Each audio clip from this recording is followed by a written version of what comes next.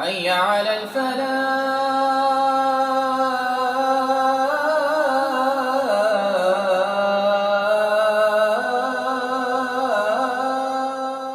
ان المؤذن لا يدود فی قبرہ، مؤذن کو قبر کا کیڑا ہاتھ نہیں لگاتا، مؤذن کو قبر کا کیڑا ہاتھ نہیں لگاتا۔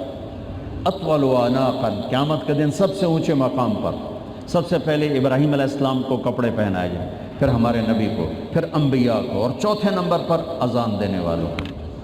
اور میرے نبی نے فرمایا قیامت کے دن میں اٹھوں گا، میں براق پہ ہوں گا، اور بلال میرے آگے سرخ اونٹنی پہ ہوگا، اور یہ میرے آگے آگے چلے گا، لوگ پیدل چلیں گے، یہ اونٹنی پر، میں براق پر، میدان معاشر میں اونٹنی پہ کھڑے ہو کر بلال اذان دے گا، اور کل قیامت کا انسان اس اذان کو سنے گا۔ اور جب وہ کہیں گے اشہد ان لا الہ الا اللہ، تو ہر انسان کہے گا صدقت صدقت، اور جب وہ کہیں گے اشہد ان محمد رسول اللہ، تو ہر انسان کہے گا صدقت صدقت، تصدیق کریں۔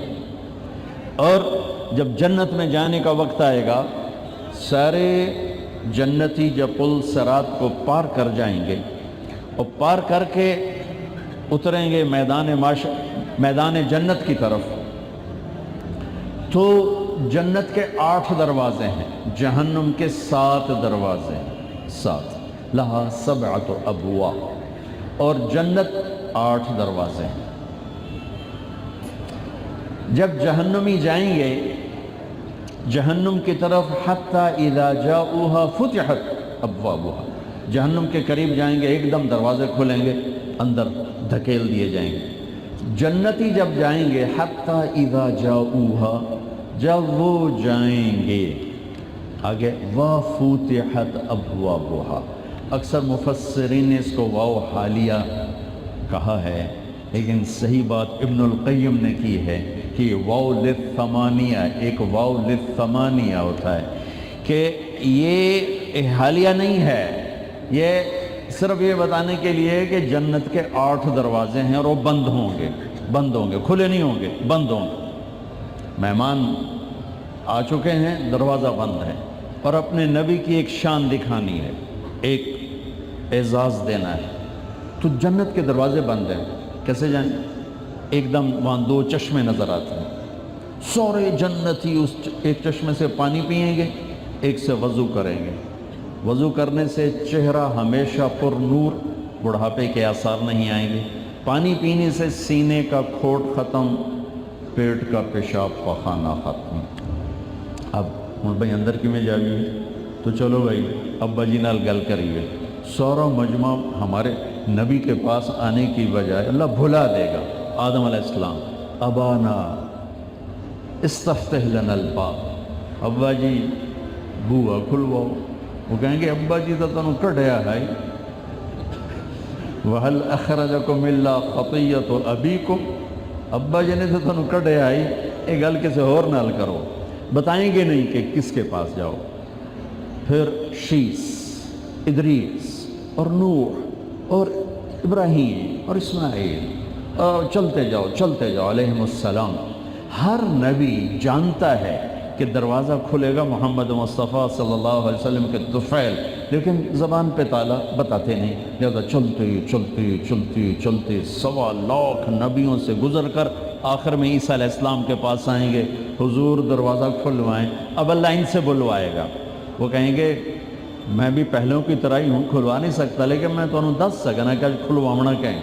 کہا جی چلو یہ 10 تھکے پہ ہیں، وہ کہیں گے جاؤ محمد مصطفیٰ کے پاس، آئیے دروازہ وہاں سے کھلے گا اور کہیں سے کھلے گا، تو یہ سورا مجمع آئے گا، یا رسول اللہ، یا حبیب اللہ، یا نبی اللہ، انت خاتم الانبیاء والمرسلین، انت حبیب اللہ، استفتح لنا الباب، تو آپ کہیں گے آنا لہو، کہیں گے یا رسول اللہ، یا حبیب اللہ، تھکے پہ ہیں وہ کھلواؤ، آپ کہیں گے ہاں میں ہی کھلواؤں گا۔ پھر آپ سجدے میں جائیں گے، اللہ آپ پر تعریف کا الہام کرے گا، ایسی جو نہ پہلے کبھی کی، نہ پہلے کبھی کی، نہ بعد میں۔ تو پھر اللہ کہیں گے یا حبیبی یا محمد ارفع راسک، سر تعطى اشفع تشفع، نفدیک بآبائنا و امہاتنا یا رسول اللہ۔ میرے حبیب سر اٹھا، مانگ دوں گا، سفارش کر قبول کروں گا۔ کہیں گے اللہ دروازہ کھول، اللہ کہیں گے آپ پہل کریں، تیرے ہاتھ سے کھلوانا ہے۔ تو جنت سے ایک دم ایک سواری آئے گی، جیسے ہیلی کاپٹر آتا ہے نا، ایسے ہیلی کاپٹر کی طرح آ کر میرے نبی کے سامنے بیٹھ جائے گی۔ تو میرے نبی اس پر تشریف فرما ہوں گے، اس کی جو رس اور لگام ہوگی وہ ایسے نیچے گر جائے گی۔ یہ نیچے گرنے کا مطلب ہے کہ اس سواری کو میرے نبی نہیں چلائیں گے، کوئی کوچوان آئے گا، کوئی ڈرائیور آئے گا، کوئی چلانے والا آئے گا، خود میرے نبی نہیں چلائیں گے، ورنہ رسی اوپر ہی کھڑی رہتی۔ اس اشارے نے سب کو یوں کر دیا، دیکھو وہ کون آ رہا ہے، دیکھو بھائی کون آ رہے ہیں۔ یہاں تو ابو بکر بھی ہیں، عمر بھی ہیں، عثمان بھی ہیں، علی بھی ہیں، طلحہ بھی ہیں، زبیر بھی ہیں، سعد بھی ہیں، سعید بھی ہیں، ابو عبیدہ بھی ہیں، عبد الرحمن بھی ہیں، حسن بھی ہیں، حسین بھی ہیں، اہل بیت بھی ہیں، صحابہ بھی ہیں۔ کس کو یہ شرف ملے گا؟ تو یہ اعلان ہوگا بلال کو پکڑا ہو رسی۔ بلال، قریش بھی رہ گئے تھے، سید بھی رہ گئے، تو وہ غلام زیادہ بازی لے گیا۔ آپ نے کہا بلال میری سواری کی لگام پکڑ کے میرے آگے آگے چل، اور میں جا کے ٹک ٹک ٹک دستک دوں گا، اندر سے آواز آئے گی کون؟ میں کہوں گا محمد الرسول اللہ، تو وہ ایک دم دروازہ کھول کر کہے گا یا رسول اللہ مرحبا بک وبمن معک، میں ہوں رضوان جنت کا بڑا فرشتہ، امرت اللہ افتح لأحد قبلک ولن اقوم لأحد بعدک۔ یا رسول اللہ، اللہ کا فرمان تھا کہ جب تک میرے نبی نہ آئیں دروازہ نہیں کھولنا ہے، اور تو نے خود اٹھ کے کھولنا ہے، بس یہ میری آخری دفعہ ہے، نہ پہلے کبھی اٹھاؤں نہ بعد میں کبھی اٹھوں گا کسی کے لیے، میں آپ کے لیے خود دروازہ کھول رہا ہوں۔ آپ نے فرمایا میں اندر داخل ہوں گا اور میرے ساتھ میری امت کے غریب لوگ داخل ہوں گے، غریب، مالدار بھی آئیں گے، پیچھے آئیں گے۔ آپ نے پھر کہا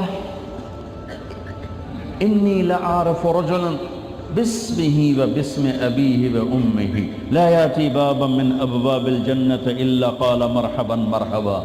میرا ایک امتی ہے، جب وہ آئے گا نا جنت کے دروازے تو 8 دروازے پکاریں گے، حضرت ادھر آئی، حضرت ادھر آئی، حضرت ادھر آئی۔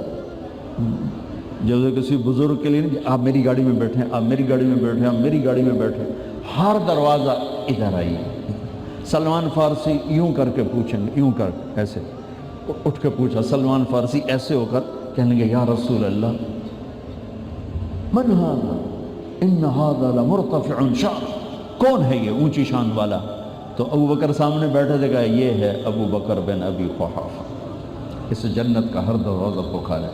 پھر آپ نے فرمایا رأیت قصرا فی الجنہ، میں نے جنت میں محل دیکھا، ایک اینٹ موتی کی، ایک یاقوت کی، ایک زمرد کی۔ قلت لمن هذا قیل لفتى من قریش فظننت انه لی فذهبت لادخله فقال لي انه لعمر بن الخطاب یا رسول اللہ۔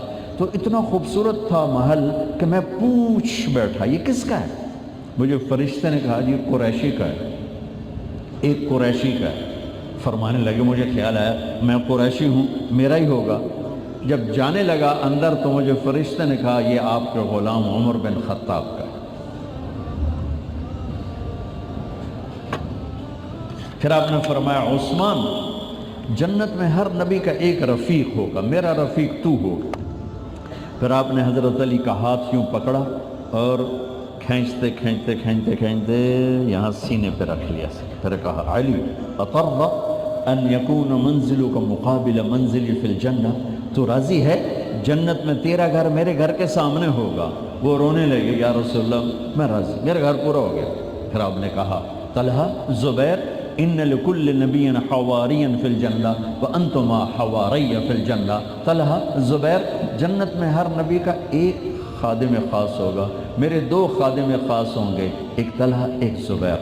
پھر آپ نے فرمایا عبد الرحمن لقد ابتعت علی حتی خشیت علیک الہلاک، عبد الرحمن تو اتنی دیر سے آیا کہ مجھے ڈر لگا کہ تو ہلاک ہو گیا۔ تو وہ رونے لگے، یا رسول اللہ میں کیوں دیر سے آیا؟ کہ حبست کا کثرت مالک، تیرے مال کی کثرت نے تجھے روک دیا۔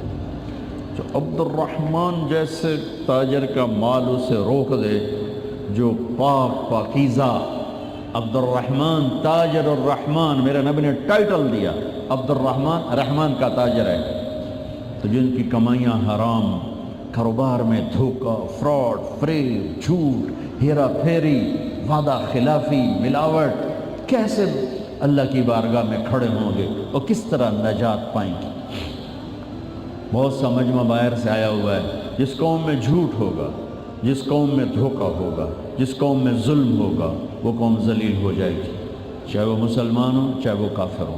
جس قوم میں سچائی ہوگی، جس قوم میں دیانتداری ہوگی، جس قوم میں انصاف ہوگا، وہ قوم عزت پائے گی، چاہے مسلمان ہے چاہے وہ کافر ہے۔